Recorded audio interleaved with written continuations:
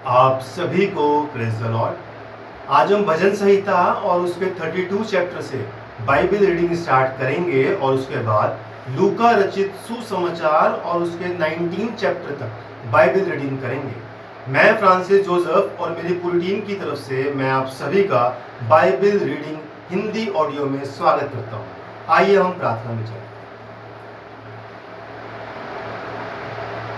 आसमान और जमीन के खालिक और मालिक, हमारे जिंदा और अब्दी खुदा, मैं आपका धन्यवाद करता हूँ पिता परमेश्वर कि खुदा आपने हमें संभाला, अपनी हिफाजत में रखा। जो लोग पिता परमेश्वर आज की सुबह नहीं देख पाए हैं, ऐसे तमाम परिवारों के लिए प्रार्थना विनती करता हूँ पिता परमेश्वर, उन के हर एक घर के मेंबर को पिता परमेश्वर आप खुदा सब्र दे और पिता परमेश्वर शांति दे, जिन्होंने आज की सुबह पिता परमेश्वर अपने अजीजों को खोया है। पिता परमेश्वर वो कहने वाले बन सके कि यह खुदा तूने दिया, तूने लिया, तेरा नाम मुबारक हो। आए पिता परमेश्वर, आज जो वचन आपने दिया है प्रभु, जब ये वचन पढ़ा जाए और जब ये वचन पिता परमेश्वर सुना जाए, खुदा उसके ऊपर आप अपना आशीष भरा हाथ रखें। इस प्रार्थना को मांगता हूँ यीशु मसीह के सच्चे और जिंदे नाम से, आमीन। भजन संहिता और उसका 32 चैप्टर। क्या ही धन्य है वह जिसका अपराध क्षमा किया गया और जिसका पाप ढांपा गया है।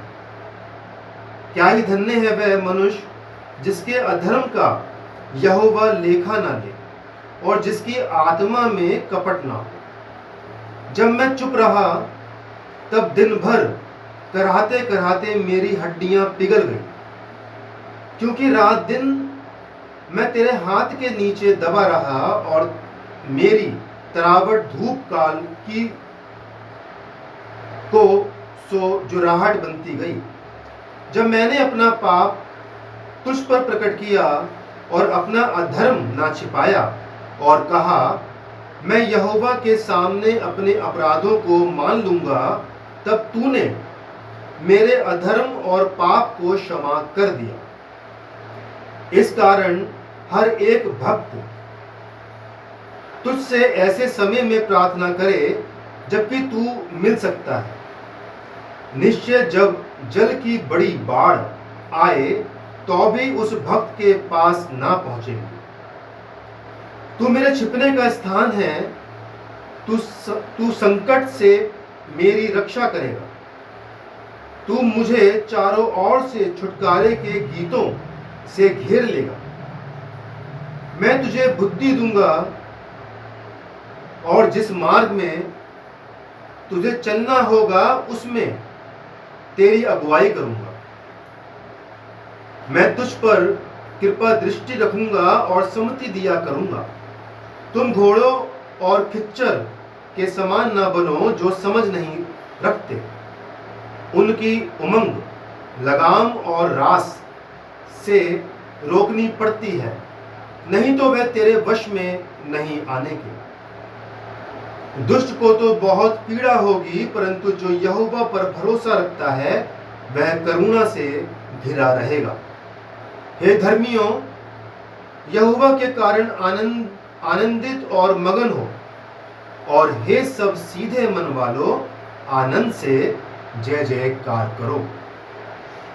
इसके बाद हम पढ़ेंगे लूका रचित सुसमाचार और उसका 19 चैप्टर।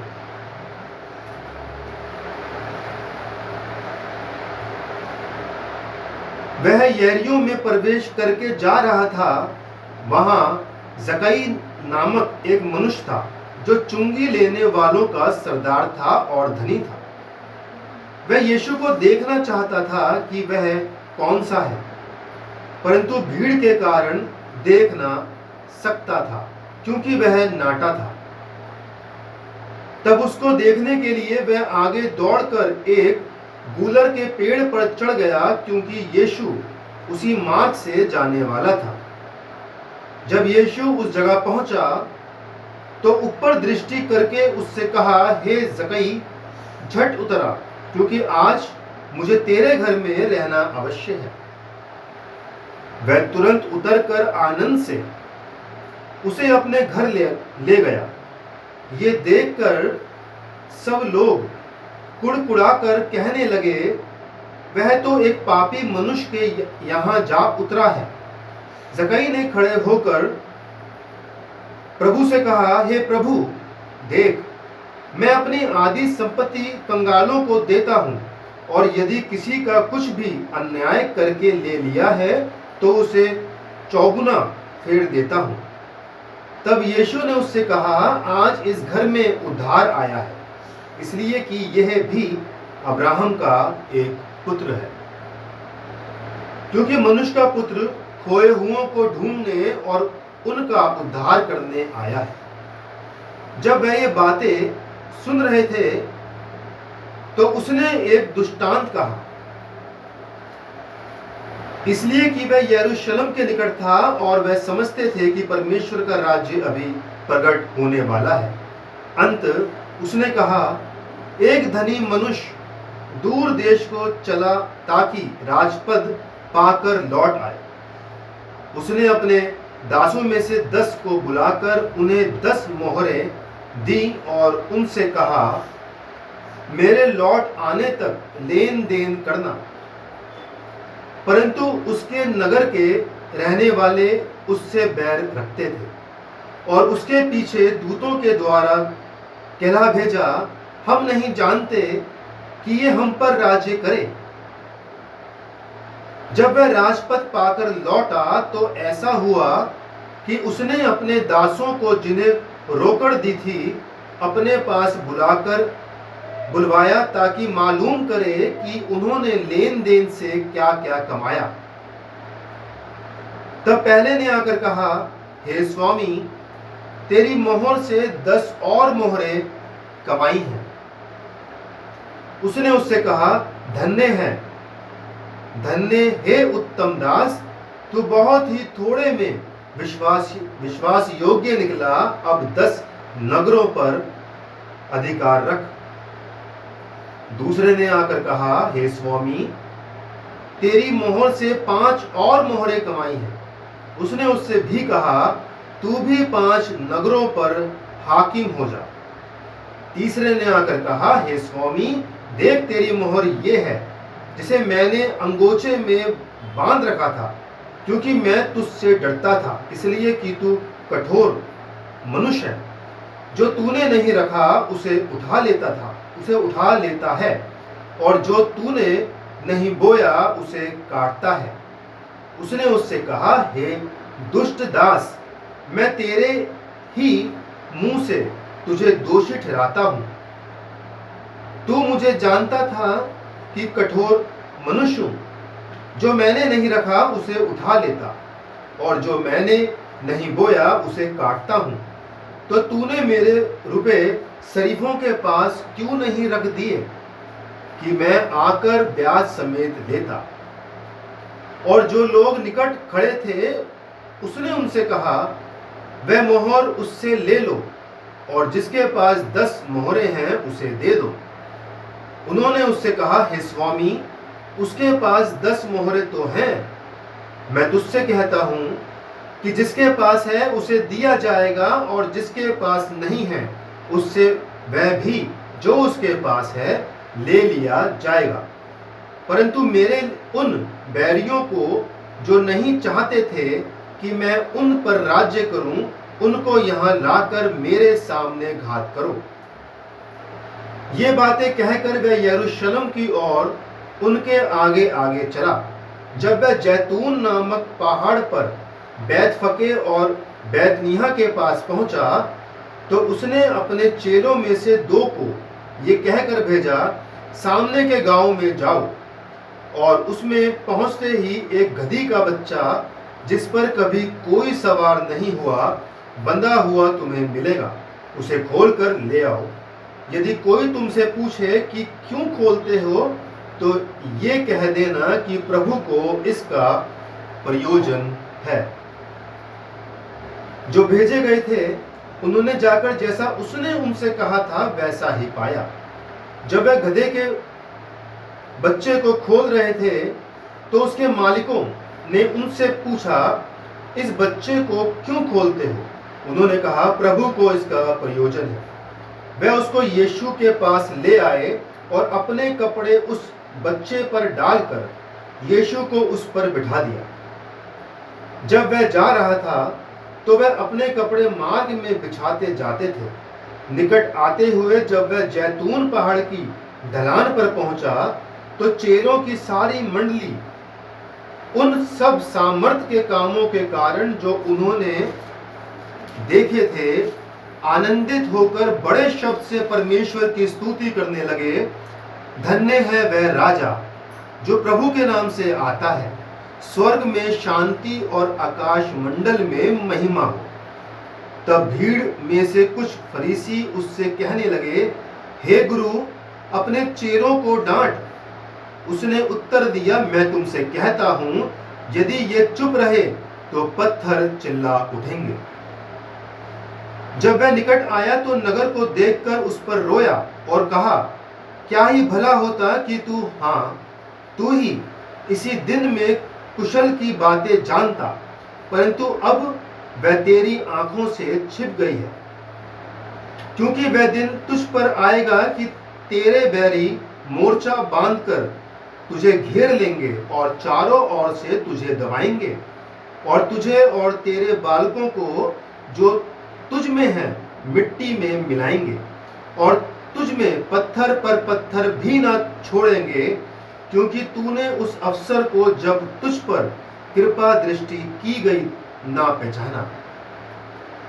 तब वह मंदिर में जाकर बेचने वालों को बाहर निकालने लगा और उनसे कहा, लिखा है, मेरा घर प्रार्थना का घर होगा, परंतु तुमने उसे डाकुओं की खो बना दिया है। वह प्रतिदिन मंदिर में उपदेश करता था और प्रधान याजक और शास्त्री और लोगों के प्रमुख उसे नष्ट करने का अवसर ढूंढते थे, परंतु कोई उपाय ना निकाल सके कि ये किस प्रकार करें, क्योंकि सब लोग बड़ी चाह से उसकी सुनते थे। परमेश्वर अपने वचन के पढ़े और सुने जाने पर अपनी बहुतायत से आशीष दे। आमीन। लूका रचित सुसमाचार और उसका 19 चैप्टर जो मैंने पढ़ा है,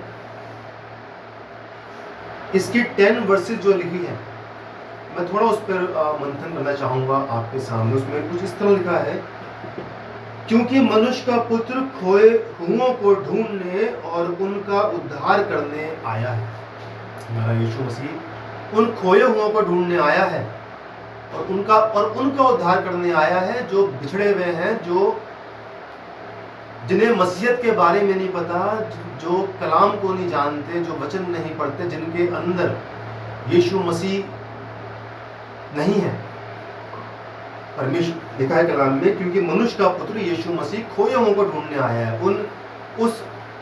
उस टीम को, उन लोगों को ढूंढने के लिए आया है यीशु मसीह, जो लोग परमेश्वर के ऊपर विश्वास नहीं करते, जो अंधविश्वासी हैं, उनका विश्वास जगाने के लिए यीशु मसीह आया था। और इसी की अगर हम देखें, इसी की 17 वर्सेस में कुछ इस तरह एक 10 मोहरों का दृष्टांत दिया गया है। लूका रचित जो मैंने पढ़ा है 19 वर्सेस 19 चैप्टर, उसके 11 से लेकर के और 27 वर्सेस तक आप अगर चाहें तो पढ़ सकते हैं। 10 मोहरों का दृष्टांत है। इसी में एक वर्स है 17 जो मैं पढ़ना चाहूंगा। उसने उससे कहा, धन्य है उत्तम दास, धन्य है उत्तम दास, तू बहुत ही थोड़े में विश्वास योग्य निकला, अब 10 नगरों पर अधिकार रख। मेरे अजीजों, परमेश्वर ने हमें जितना दिया है, हमें उसमें शुक्रगुजार होना चाहिए कि परमेश्वर ने हमें जितना भी दिया है, हमारी ज़रूरतें पूरी हो रही हैं। परमेश्वर हमें, खुदा ने हमें छत दी है, 3 वक्त की रोटी दी है, अच्छा परिवार दिया है, जीवन साथी दिया है, बुजुर्ग के रूप में माँ बाप दिए हैं, बच्चे दिए हैं। हमें जितना परमेश्वर ने दिया है, हमें उतने में ही खुश होना चाहिए, क्योंकि इसमें लिखा है कि उसमें 7 उसने उससे कहा, धन्य है उत्तम दास, तो बहुत ही थोड़े में विश्वासी योग्य निकला। तो प्रभु ने, हम अगर प्रभु देखेगा कि हम थोड़े में बड़ा विश्वास रखते हैं, तो प्रभु हमें बहुतायत से आशीष और बरकतें देगा। तो इसलिए मेरे अजीजों, खुदा ने हमें जितना दिया है हम उसमें शुक्र करें और प्रभु का हर वक्त सुबह शाम धन्यवाद करते रहें कि हम ऐसे परमेश्वर के चुने हुए लोग हैं कि हम धन्यवाद किसी भी रूप में कर सकते हैं कि ऐ प्रभु, तूने हमें देखने को 2 आँखें दी, तूने हमारे सारे शरीर के हर एक अंग को तूने सलामत रखा। प्रभु तेरा इसमें धन्यवाद, तूने सांसें दी चलने के लिए। तो मेरे अजीज़ों, हम हर वक्त हर हाल में सब्र के साथ खुश रहें और जितना प्रभु ने दिया है उसका हर वक्त धन्यवाद करते रहें। इसी के साथ मैं चैप्टर को यही समाप्त करना चाहूँगा। आइए हम प्रार्थना करें। धन्यवाद पिता परमेश्वर खुदा, जो आपने वचन दिया। प्रभु, जब ये वचन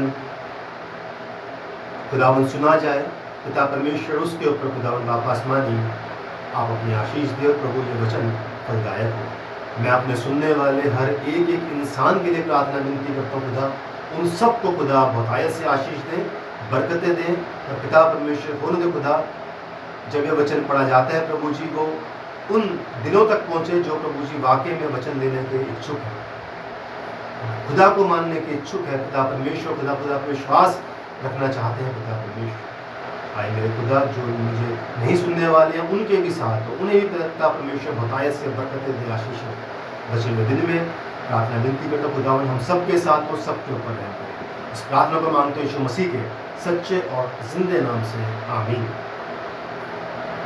परमेश्वर का अनुग्रह हम सब पर बना रहे और प्रभु की आशीष हम सब पर सदा और सर्वदा बनी रहे।